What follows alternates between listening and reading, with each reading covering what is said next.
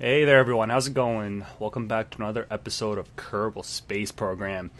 Last time we left off as we are entering the Julian system. Going to be doing a little air braking maneuver here, and some funky maneuvering node action going on right there.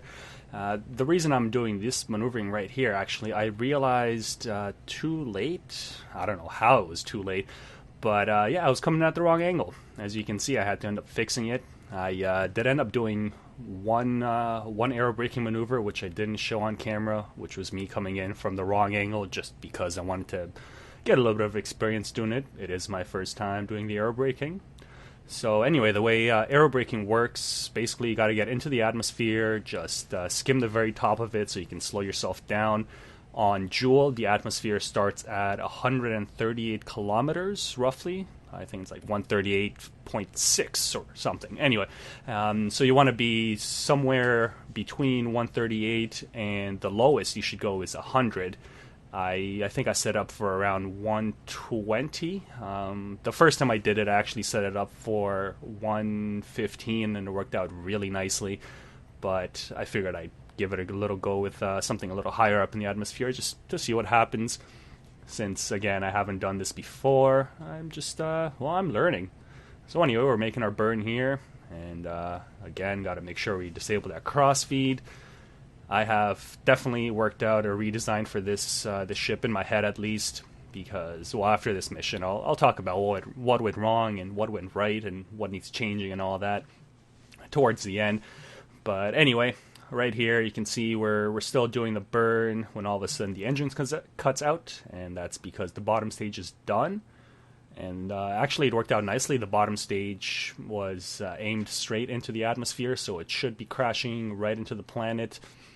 We'll see that doesn't actually happen, but just a little silly mistake on my part. I forgot about the whole atmosphere and physics thing not working if you're not focused on the vehicle.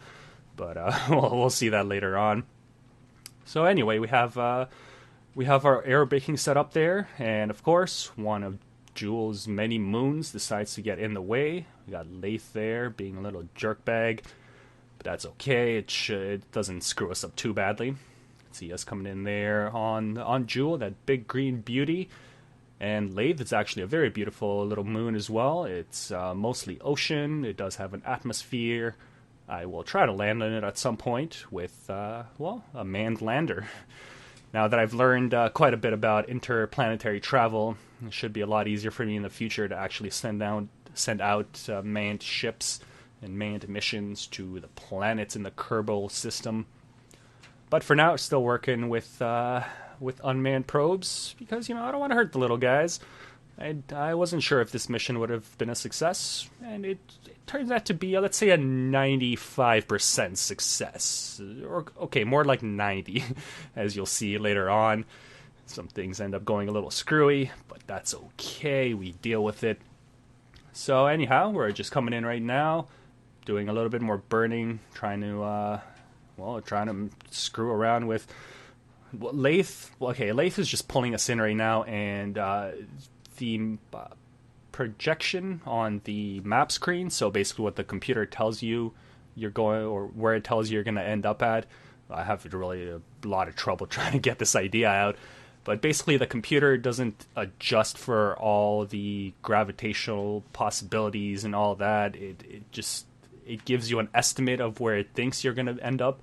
So the estimate was that I would still end up being close to the atmosphere, but as you saw, or maybe you didn't see, I don't know, this is all sped up to 2 times anyway, but the actual trajectory that I had set me up for way up above the atmosphere. I was at 220 kilometers or something, so had to do a bit more burning. Anyhow, didn't take a lot of fuel, and now we are in the atmosphere. You can see it. It looks pretty. A little seizure there. I'm actually just trying to find a better view other than Nauthy, but all we have is just Nauthy over the horizon there. So you can see that beautiful atmosphere. I love how the atmospheres look in this game. I can't wait for them to add more to it. It'll make it nice and shiny. So yeah, we're slowing down right now. You can see the trajectory is actually curving around, and because I did end up going a little bit too high, I end up still having to burn to actually get captured by Jool. But that's okay. It's not a lot of fuel that I had to waste on that. So yeah, there we go. We have capture in the Julian system.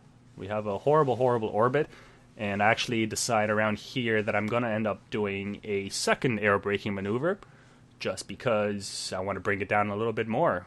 Because, you know, I'm still way the hell out there. And oh god, what's that? This right here, yeah. So that probe just kind of flung itself way out of the Kerbal system. If I had focused on it, it should have crashed into the planet, or it just crumpled in on itself because of all the pressure on that gas giant, the one that the sun is somehow blaring right through there. But anyways, it didn't work. So right now it's just, that ship is just flying way out there. I might erase the flight, or I might just wait until it comes back. Anyway, this is our second aero braking attempt, and I actually have to do some burning when I get up to the apoapsis because, well, Tylo decides to be a jerkbag and get in my way.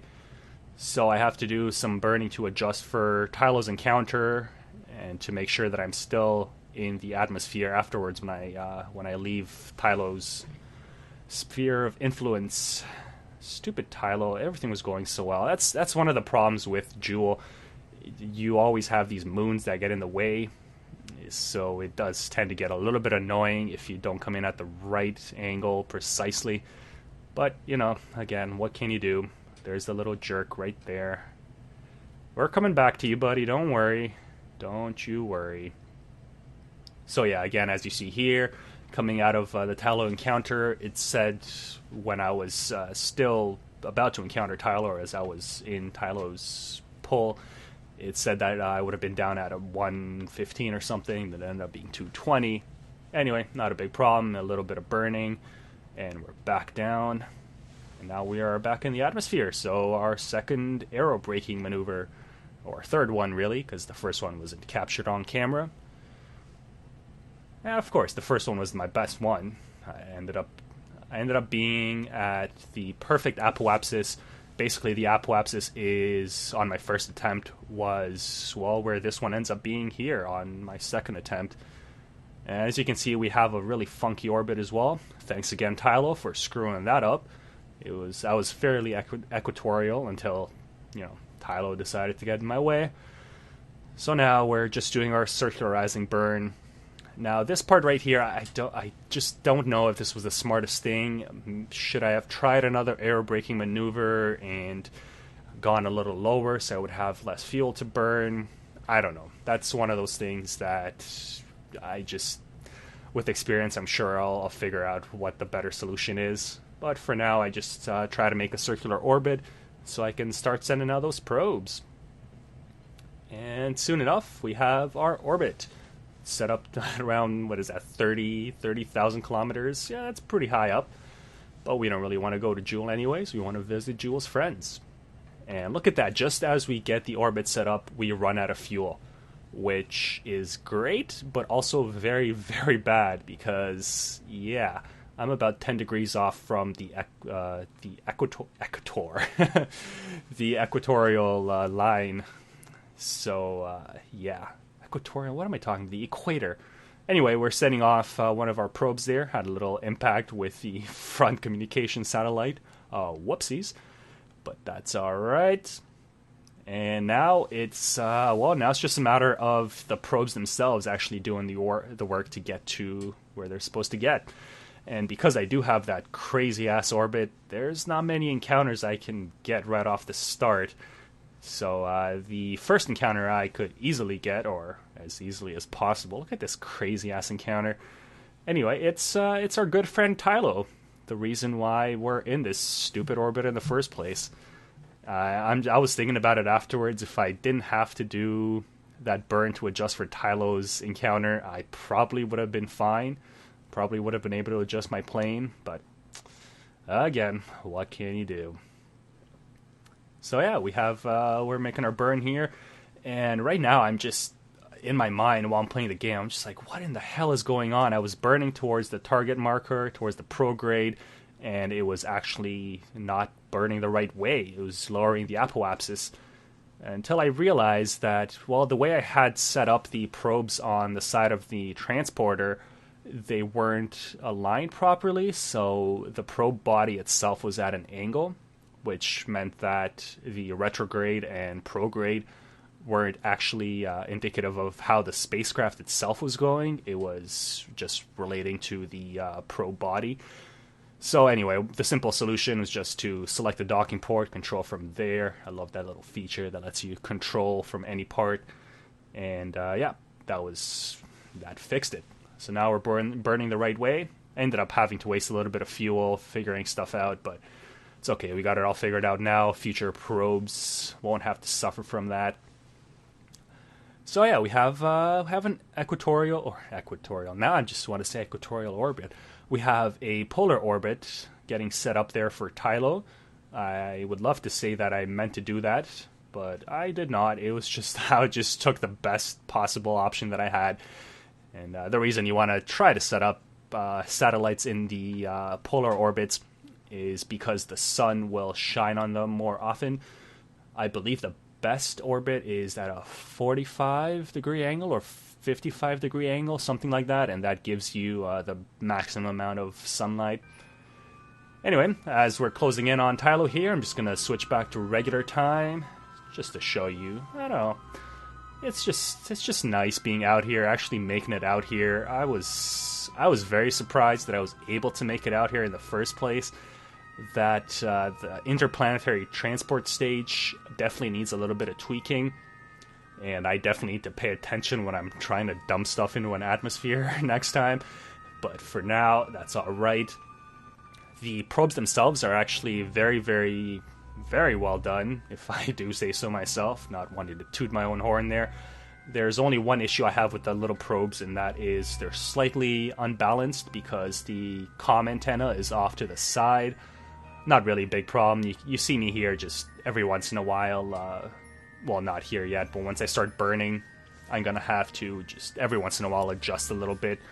Not a huge deal. The probes themselves handle so easily that I don't have a big problem with it. And anyway, time to make our retro burn. Just listen to the little engine there. Such a cute little ant engine. But yeah, we're slowing down here into Tylo's pull. We're going to be having an orbit real soon. And I did screw up the polar orbit as well. I should have done it so that it's along the light side of the planet, not the dark side. But, whatever. So, what went wrong with this mission? Well, a couple of things. The whole encounter with Jool's moons was a big pain in the butt. Getting pulled into the Julian system and going the wrong way, also kind of a pain in the butt. Other than that, not a whole lot. The fuel situation, surprisingly good. The craft themselves handled very, very well for the most part. I mean, there's always adjustments to be made, but for the most part, everything worked out well. The fuel that I wasted was only because I had to do adjustments. The most amount of fuel I had to waste was, well, when I had to change my direction coming into the Julian system, because, well, that's a lot of delta V you have to expend. And that's one of those things that if I'd seen that coming in from further away, I could have ended up saving a little bit more fuel that way. But, you know, you live and learn. And, yeah, I'm just trying to think. Not much else went wrong. What went right? Well, surprisingly a lot. The Aero Braking maneuver, it was my first time attempting it. Worked out really nicely. And actually getting here wasn't really much of a problem. So I'm really looking forward to future missions. But anyway, this should be about it for this episode. Kind of a short one.